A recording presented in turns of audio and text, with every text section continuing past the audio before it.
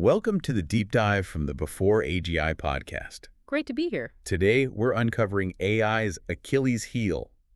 Maybe not a flaw exactly, but a fundamental limit, something woven into the very fabric of computation itself. Right, and funnily enough, understanding this limit is actually key to what makes AI so powerful in practice. We're diving into a challenge that even comes with a $1 million prize attached, the PVSNP problem. That's the one. And our mission here, like always, is to take your sources, articles, research papers, our notes, and really pull out the core insights. Give you a shortcut to being properly informed about AI's computational boundaries. Think of it as your express lane, maybe, to understanding the invisible walls AI sometimes hits, and crucially, how it manages to navigate around them. Exactly. It's not just abstract math either. No, definitely not. This question really defines the practical limits for pretty much every AI system, right? From the assistant on your phone to, I don't know, global logistics networks. Absolutely. So we'll explore why some of these AI problems are just inherently difficult. And how AI still manages to tackle them, which is the clever part. And what it all means for the future of intelligent systems. Okay, let's get into it. Right. So at the heart of these challenges, there's this basic distinction. Problems that are easy versus problems that are hard. And in computer science, we often start with the easy ones, the class P. Yeah, P. It stands for polynomial time.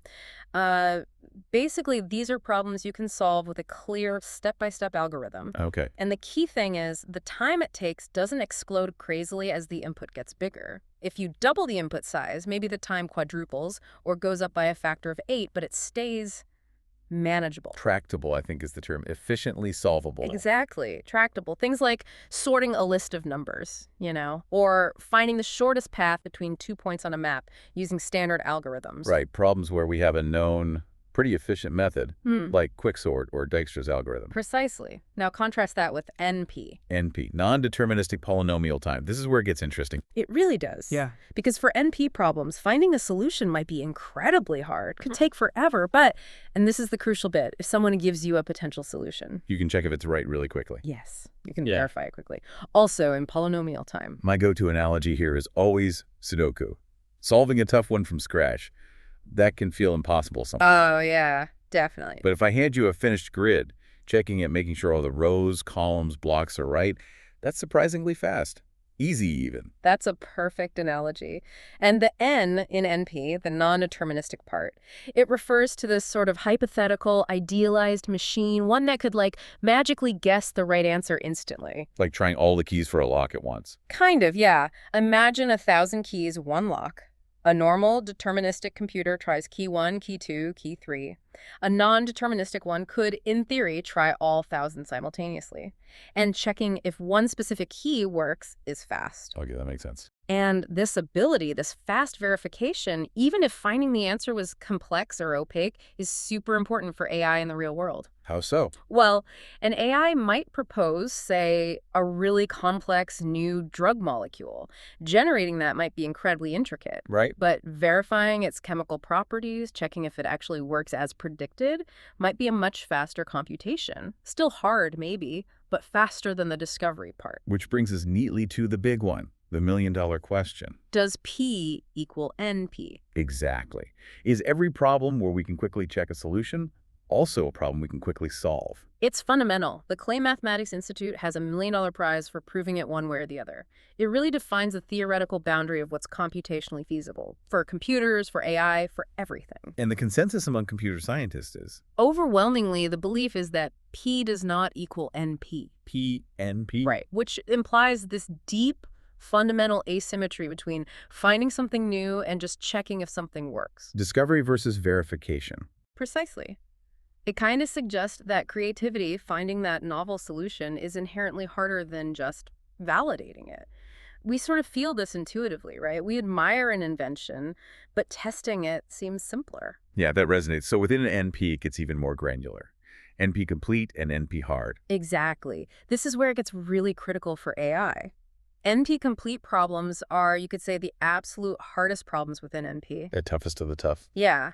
And what's kind of mind-bending is their interconnectedness. If you found a fast polynomial time algorithm for any single NP-complete problem, You'd crack them all. you'd instantly have fast solutions for thousands of other incredibly difficult problems. Logistics, drug discovery, physics simulations, everything currently considered intractable in NP would fall. It's like a universal computational key. Wow.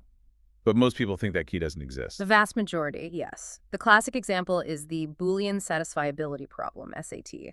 That was the first one proven NP-complete, and it's often used as a baseline to prove other problems are just as hard. And then NP-hard, that's even broader. Broader, yes. NP-hard problems are at least as difficult as the hardest problems in NP. But they don't necessarily have to be in NP themselves. Meaning? Meaning verification might not be quick, or they might not even be decision problems with a yes-no answer. This category includes optimization problems, like finding the absolute shortest route for the traveling salesman. The optimization version. Right. Not just a route, but the best route. Exactly. Or counting problems. Even problems we know are fundamentally undecidable, like the halting problem, technically fall under NP hard. And importantly, all NP complete problems are also NP hard. Okay, theory established. Let's ground this. Why is this hardness concept so central to AI in the real world? Because so many of the problems we want AI to solve, the ones with huge practical value, turn out to map directly onto these NP-hard problems. Are inherently difficult. Inherently, yes. The big issue is something called combinatorial explosion. Sounds dramatic. It is. As the input size grows, even slightly, the number of possible solutions doesn't just increase, it explodes. Exponentially or sometimes factorially. So it's not just needing a faster computer chip. No. It's a fundamental mathematical property.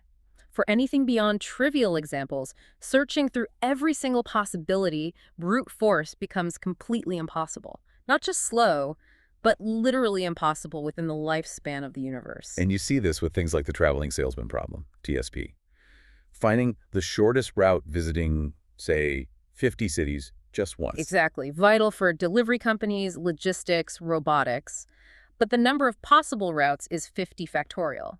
That's a number with, what, 64 zeros? Unimaginable. Trying every route would take, well, effectively forever. Forever, yeah. Even for modest numbers of cities, that's combinatorial explosion in action. What are some other examples where AI bumps into this? Automated planning and scheduling is a big one. Figuring out a sequence of actions for a robot or optimizing a complex university timetable, these often get encoded into SAT, that NP-complete problem we mentioned. So you turn the planning problem into a logic puzzle. Essentially, yes. And then use specialized SAT solvers to try and find a solution. Many scheduling tasks, like job shop scheduling and manufacturing, are also known NP-hard problems. Okay. What else? Resource allocation? Yep, the knapsack problem. Classic NP-hard example. How do you maximize the value of items you put in a backpack with limited weight capacity? Super relevant in finance, operations research. And even within machine learning itself. I read that training neural networks can be hard. That's right. Finding the absolute optimal set of weights for a neural network to perfectly minimize errors on the training data is generally an NP-hard problem. Even for simpler networks. Yes, it's been shown even for relatively constrained types of networks, like certain graph neural networks. It's often due to the complex interactions between the nodes and layers. And selecting the best features for a model. Sure. Or picking the best model architecture and hyperparameters. Also, NP-hard optimization challenges, technically. Finding the provably best subset of features or the provably optimal model configuration from all possibilities is usually intractable. Even NLP, natural language processing. Yep. Things like parsing complex sentences, resolving ambiguity there can be a huge number of possible interpretations. The systems often have to settle for the most likely one, not necessarily explore every single grammatical possibility. It's another form of combinatorial explosion. Okay, so if all these crucial problems are fundamentally intractable, how does AI actually, work? How does it get anything done? That's where the ingenuity comes in. AI has this amazing toolkit, not for breaking these limits, but for working within them cleverly. It's about being smart, not just powerful. Exactly. The core idea for most real-world AI is the good enough paradigm. Good enough. Yeah.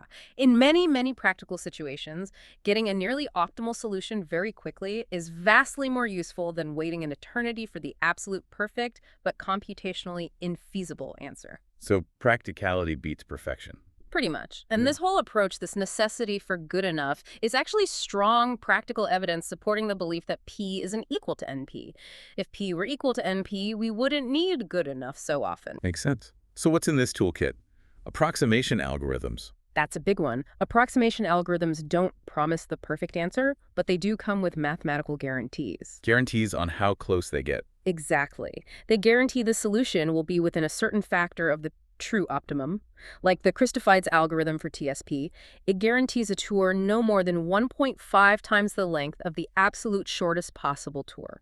So you get speed, and you know your answer isn't terrible, a bounded error. Precisely. It's a calculated trade-off. Then you have heuristics. Heuristics, like rules of thumb, shortcuts. Intelligent shortcuts, yeah. They're often problem-specific, using domain knowledge or intuition to find good solutions quickly, but without any formal guarantee of optimality. Like the nearest neighbor approach for TSP. Just always go to the closest unvisited city next. That's a classic heuristic. Simple, fast, often gives decent results, but sometimes leads you way off the optimal path. Greedy algorithms for the knapsack problem, just grabbing the most valuable items first, are another example. And metaheuristics, that sounds higher level. It is. Metaheuristics are like strategies for guiding the search process, often combining or managing simpler heuristics. They help explore the vast space of possible solutions more effectively. Yeah. Examples? Things like simulated annealing, which uses a temperature idea to sometimes accept worse solutions early on to avoid getting stuck in a suboptimal rut. Like shaking a system to settle it better. Kind of, yeah. Or genetic algorithms, inspired by evolution, they breed potential solutions, combining good ones, introducing mutations, hoping better ones emerge over generations. And colony optimization too, right? Mimicking ants finding food. Yep, using simulated pheromones to reinforce good paths. These are all ways to find high-quality, though not necessarily perfect, solutions to hard problems. And now machine learning is getting involved in this directly. Oh, absolutely. This is really cutting edge, using ML, especially deep reinforcement learning, to actually learn good heuristics or even to directly output approximate solutions for these NP hard problems. So the AI learns how to find good enough answers fast. Or even learns how to choose the best existing approximation algorithm or heuristic for a specific instance of a problem. It's called automated algorithm selection, a major shift. It's fascinating how AI uses these clever workarounds. But there's a twist, isn't there? The AI systems themselves face these same hard problems during their creation. Yes, there's a definite paradox there. We use these computationally massive machines to train models designed to solve intractable problems. Yet the training process itself can be intractable. In its purest form, yes. As we touched on, finding the globally optimal weights for a large neural network is generally an NP hard problem. How do we know that? Because researchers have shown you can mathematically reduce known NP hard problems, like SAT, to the problem of training a neural network. If you could perfectly train any network efficiently, you could efficiently solve SAT, which we believe is impossible. So the quest for the perfectly trained AI hits the same P versus NP wall. Fundamentally, yes. And this theoretical hardness is massively amplified by the practical scale of modern AI. Think large language models, billions, even trillions of parameters. Curse of dimensionality. Exactly, and combinatorial explosion again. The sheer number of possible weight combinations is astronomical. Training needs substantial infrastructure, as they say, huge clusters of expensive GPUs or TPUs running for weeks or months. And just using the train model, inference, can be computationally heavy too. For the really big models, absolutely. It can be a bottleneck.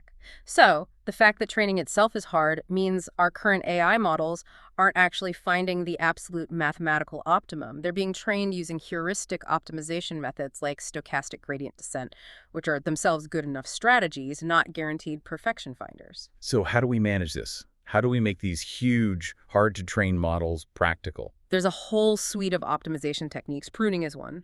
Trimming the fat. Essentially, yes. Intelligently removing redundant weights or connections in the network after training, or even during it, makes the model smaller, faster, more energy efficient, often without losing much accuracy. Okay, what else? Quantization. Quantization. This means reducing the numerical precision of the model's parameters. Instead of using, say, 32-bit floating point numbers for weights, maybe use 8-bit integers. Does that hurt performance? It can, slightly, but the gains are huge. Much smaller model size, way faster inference, lower power consumption.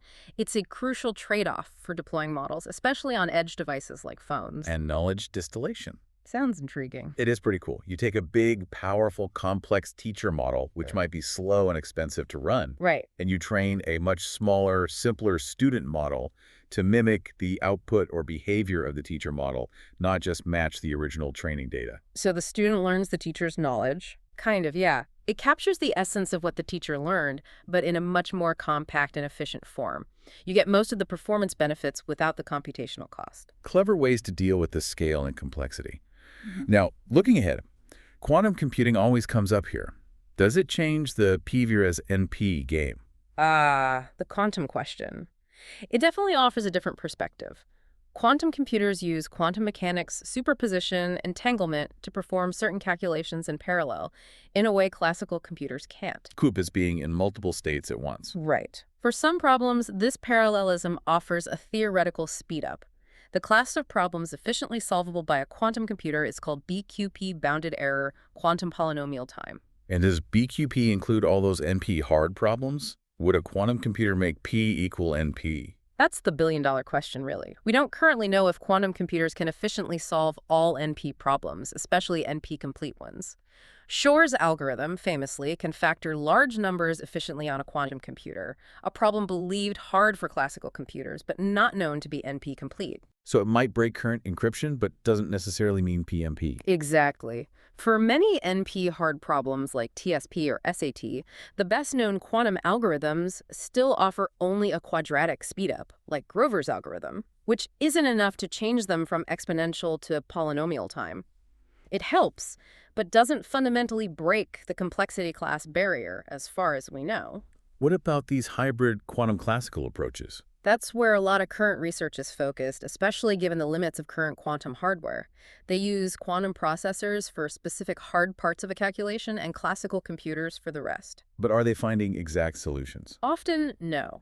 Many of these hybrid algorithms are heuristic. They aim for good approximate solutions, much like classical heuristics. So even with quantum, the good enough paradigm might still be essential for many NP hard problems. So quantum might not be the magic bullet for PSNP, at least not yet. Yeah. Challenges remain too, right? Qubit stability, scaling. Yeah. Huge challenges.